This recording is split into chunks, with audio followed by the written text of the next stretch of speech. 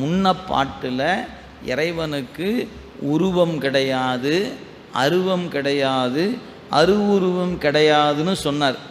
இந்த பாட்டில் இந்த உலகத்துக்கு வேதத்தை சொல்வதற்காகவும் ஆகமத்தை சொல்வதற்காகவும் அவன் சுத்த மாயையில் இருந்து கருணை ஆகிய திருமேனி தாங்கி வேதாகமத்தை அவன் அருளி செய்தான். அவன் அருளி செய்தது எதற்காக அப்படின்னு கேட்டால், உயிர்கள் உயர வேண்டும் என்பதற்காக.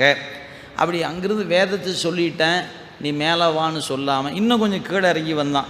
உயிர்கள் பொருட்டு அவன் கீழே இறங்கி உருவம், அருவம், அருவுருவம் என்ற 3 வகையான திருமேனிகளை தாங்கினான். அவனுடைய அது உண்மை இயல்பு அல்ல. நமக்காக அத்தகைய வடிவத்தை எடுத்துக்கொண்டு இறைவன் வந்தான்.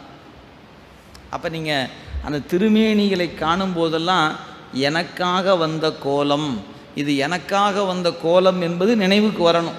அது அவருடைய உண்மை இயல்பு அல்ல, ஆனால் என் பொருட்டு இப்படி வந்திருக்கிறாரு அப்படின்னு நீங்கள் நினச்சிங்கன்னா அந்த வடிவத்தின் மீது ஒரு இரக்கம், ஒரு அன்பு நமக்கு பிறக்கும். அந்த அன்பு தான் அவனை பற்றும். அதன் வழியாகத்தான் அவருடைய பேரின்ப நிலையை உயிர் அடையும். எனவே